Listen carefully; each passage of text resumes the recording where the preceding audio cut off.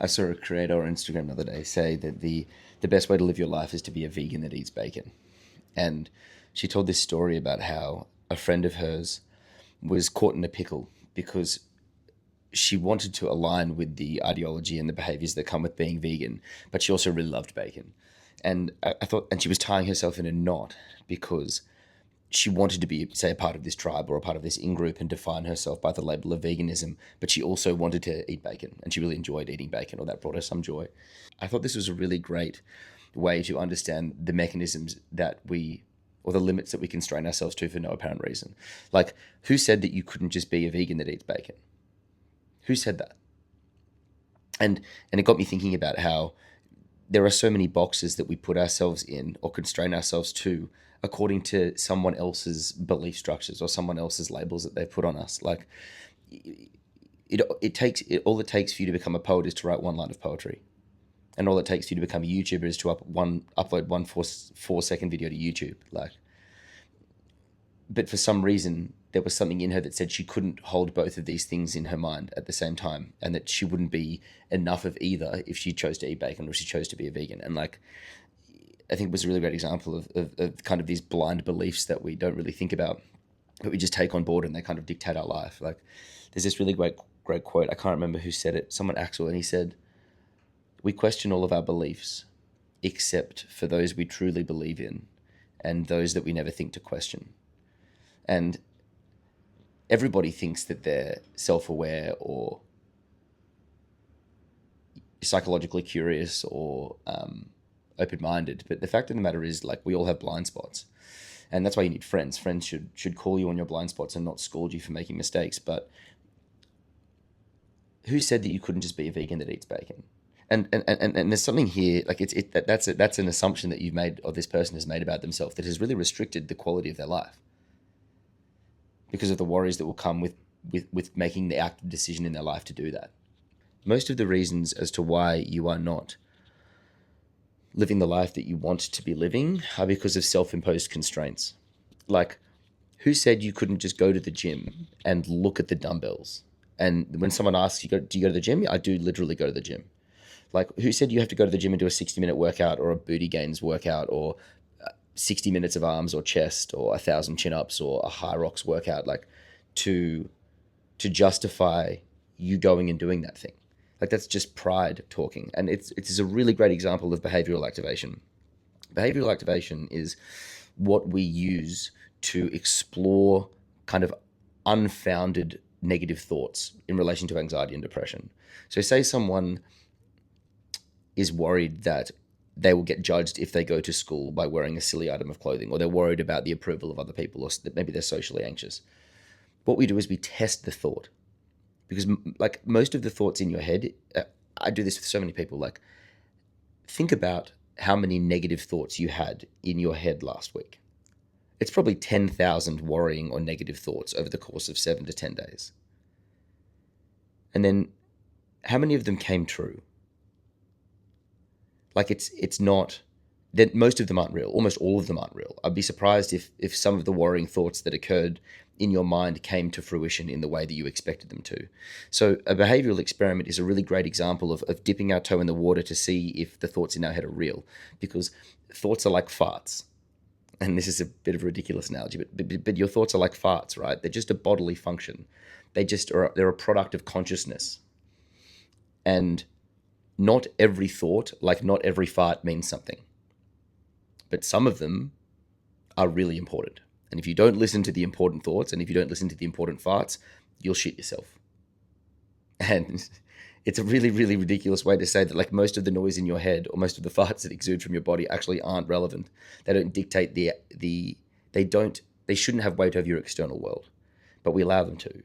So one of the things that I'll do with clients who have such strong beliefs about inadequacy or insufficiency or social anxiety or judgment or being unlovable, at a core belief level, because we have core beliefs, and then we have thoughts on the outside that stem from the core beliefs, and then we have feelings that stem from those thoughts, and then we have behaviors that stem from the core beliefs and the thoughts and the feelings, and they go downwards and they come back up. It's on the inside, on the innermost layer underneath core beliefs is the subconscious, but that doesn't really have language. But or because you can have dreams that elucidate a part of you that you're avoiding. But it's really hard to change a core belief. But what we can do slowly is provide evidence or build a justification for the fact that these thoughts aren't true.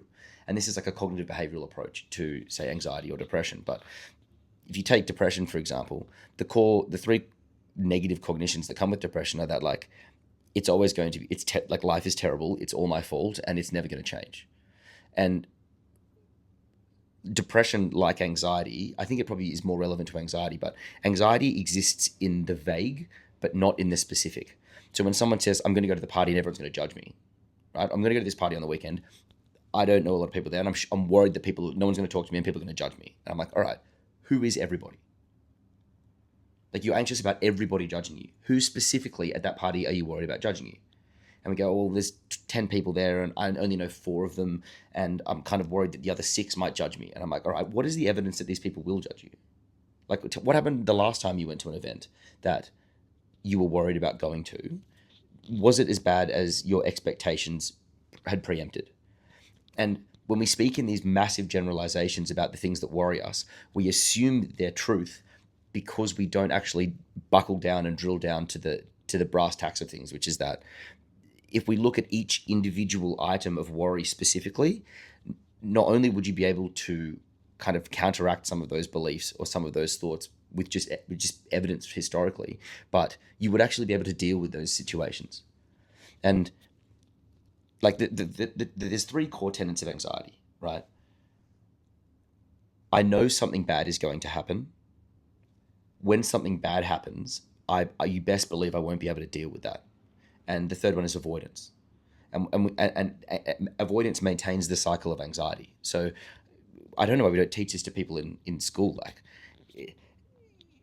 you have a situation, right? Like, I have a party coming up, and then I have a thought about, or I attribute some sort of meaning to the situation.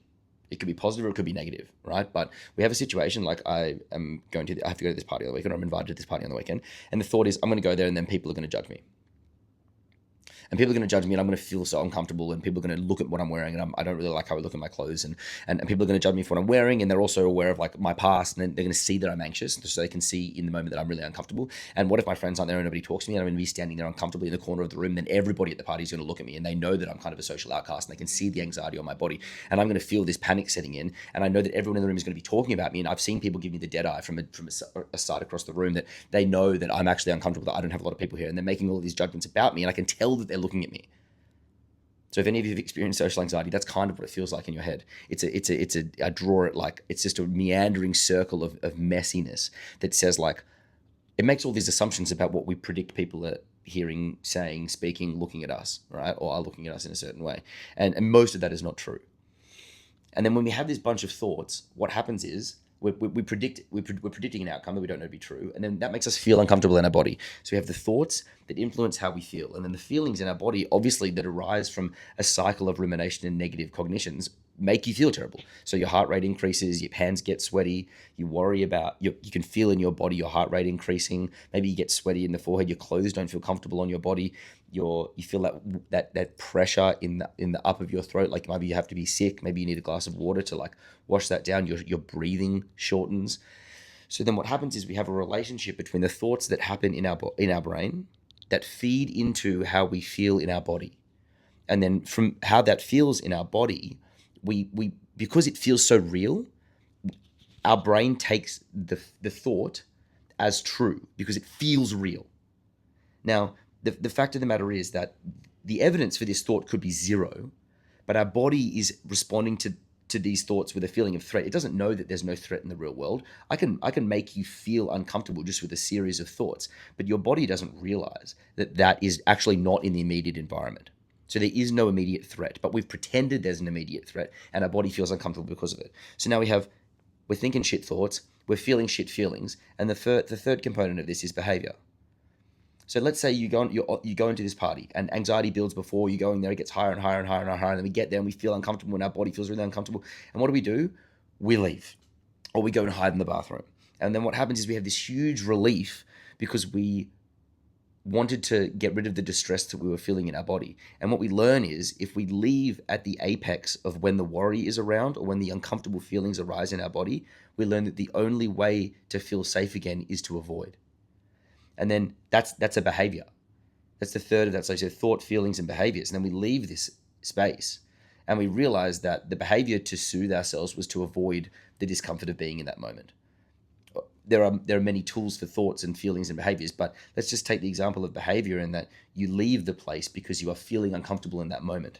And what you've done is you've misappropriated the thought, which is not true, to feelings that have been misattributed to thoughts that don't actually make sense. And the behavior is I got to get out of there, which it feels I'm unsafe. And then we realize I'm now back at the start of the thought level because I not only did I avoid the party, but the next time I have some sort of event where that anxiety is aroused or those feelings are aroused in my body, I think back to the last time I had this feeling.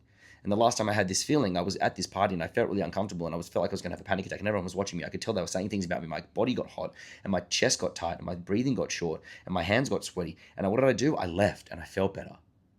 So the only memory bank I have, or the only bank of memories that I have,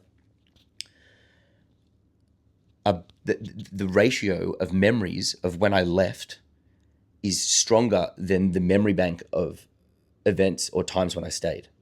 And it's just a ratio.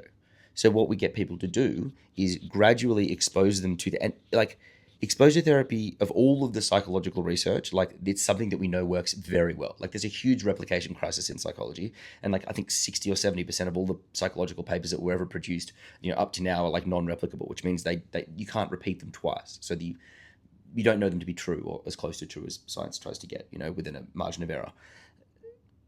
But exposure therapy is very well founded.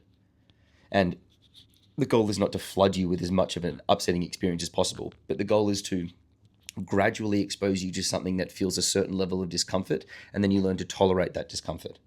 So like the first time you have a hard conversation in your relationship, that's really bloody difficult because you've never had one before. It's like when you finish school, it's really bloody difficult to make any decisions because you've had someone lay the building blocks of your life for the last 18 years. So what we do for people that are paralyzed by indecision or anxiety is we break off a small chunk. And sometimes I work with people that for 6 weeks, the only thing to do is open the blinds in the morning. Or the only thing to do is to make one meal a day. They can do everything else they want. They can smoke weed, they can not talk to their partner, they can fight with their family, they can smoke cigarettes and drink alcohol, whatever. We're just going to choose one little segment for that person to overcome something they want to in their life. And there's no telling where you could end up if you bit off a small chunk, because the only thing stopping you from biting off a small chunk is your pride.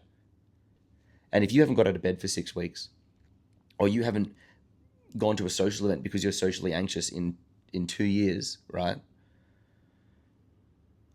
For someone who's depressed, opening the blinds in the morning is 100% better than yesterday. And that's my job. To be the cheerleader of the person who doesn't think they can do anything right and that it's all going to be doom and gloom. But for someone who's anxious, right, if someone's worried about this big, vague outcome that they are extrapolating to be the worst possible scenario all the time, I'm like, okay, could you deal with having coffee with one friend for an hour? No, an hour is too long. I need to get out of there soon. Okay, could you go to coffee with a family member for half an hour? Yeah, I could do that. Okay, that's the only thing we're working on. Because the important thing to know here about exposure and about voluntarily admitting yourself to overcoming something is it has to be chosen by you. So what we know from, if you take 2 mice and you put them in 2 cages next to each other, and mouse 1 gets to exercise whenever it wants. So it gets to choose when it exercises. When it admits itself to a stressor, it gets all the benefits of exercise. But if you take mouse 2 and mouse 2 has to exercise when mouse 1 does, the second mouse gets all the detriments of cortisol and adrenaline and like gray hairs, which is cortisol will turn your hair gray like nothing else, because it's not voluntarily admitting itself to doing something difficult. So the crux of this really, and one of the biggest problems that I don't think people realize, is that half of the work is to be done in choosing something that you will willingly face. It doesn't have to be grand. The most important thing to learn when it comes to overcoming difficult things is that the fear that you have inside you towards whatever it is, it could be elevators, it could be spiders, it could be girls or talking to women. It could be talking to women or talking to boys. Is that the fear will not get smaller. The goal of exposure and overcoming hard things is not to shrink the fear. It is to grow the you. And as you voluntarily admit yourself to things that you feel are beyond your reach, just slightly beyond your reach, what happens is you become braver and your confidence in your abilities to overcome things expands. But the fear of spiders will still be there. It's just that you are big enough to deal with that distress now. The fear of spiders doesn't shrink. You don't just all of a sudden love spiders because you touch them a lot. Your capacity to deal with distress increases. And I can't explain this to you enough. Like, there is no telling how far you could go if you chose to admit yourself to things that scared you just a little bit. There's this famous Russian neuropsychologist called Len Vygotsky, which is where the term the zone comes from, when you're in the zone. He's the one who coined this term. And the zone is the area between what you are currently capable of and what is too challenging for you to learn without the assistance of someone else. And this is what we do with children. I don't know why we don't teach this to everybody. When we're working with kids and we're teaching them to count, for example, and they can count to 5, but they can't count to 10. They go 1, 2, 3, 4, 5, and the adult goes and we scaffold the learning for them. We say sis, and they go 6. We go yep, and then and we scaffold the letter. We break the letter down. Se. They go 7, right? And what we're doing is we're pulling them upwards into new learning. That's what teachers do. That's what educators do. Vygotsky called these more knowledgeable others. And you do this with people as an adult even. You surround yourself with people that are pulling you into a different dimension, into being more of what you currently are. And you can do this with yourself. You can scaffold the learning appropriately so you're just pushing yourself beyond the edge of your current abilities. And this is the same with fear. It's the same with learning. It's the same with discomfort, right? Like, the first time you bench press 50 kilos, it's hard and it's heavy. And then you can't bench 100. So what you do is you bench 50.5 until 50.5 becomes manageable. And then you bench 51. And then in 6 months' time of repetitions of a body of knowledge that proves that you can overcome a little bit more than you did last time, you're benching 100 kilos. Or like the first conversation you have with your partner, first argument, doesn't go the way that you wanted to, but then you talk about what you would have liked it to look like. And then that conversation becomes easier. And if you've got a fear of elevators, sometimes I have to stand 30 meters with a client away from an elevator because they don't even want to look at the thing. That monster is so vague and scary. Their anxiety knows that they're just going to die if they even walk close to that thing. So what do? We watch it from 30 meters away until their level of arousal comes down to the point that they can manage. And then we go, what about we take a step forward? And they go, okay, yeah. And we walk 1 meter closer. And then they're at a point where they go, well, nothing happened. I'm actually okay. And then 19 meters, and then 18 meters, and then 17, then 10 meters, 5 meters. I'm like, what about if we press the button? We're not going in there. We're just going to press the button. We press the button. And next thing you know, they're in the elevator with me or with a parent. And they go, well, I'm actually okay. I've built the body of evidence that this distress is actually not real. And I am actually okay in this situation. And the next thing you know, in 3 or 4 sessions, they're catching elevators by themselves, which is unheard of considering that previously they wouldn't even have gone to venues that had an elevator. And your life is exactly the same.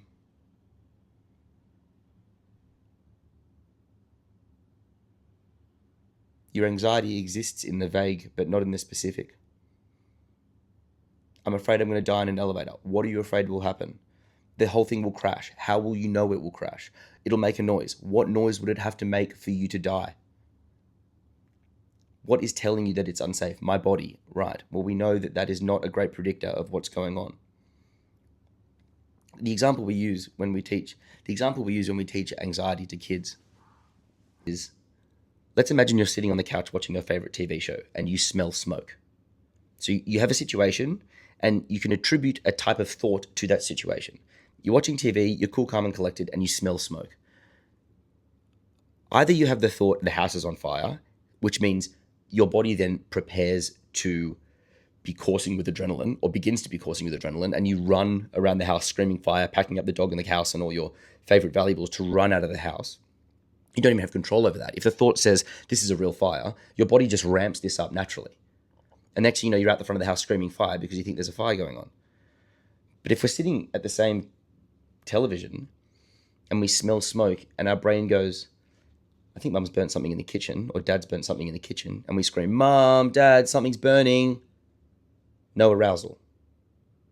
No running, screaming out of the house. Cool, calm, and collected. Continue watching TV. And what we know is that the thoughts influence how we feel.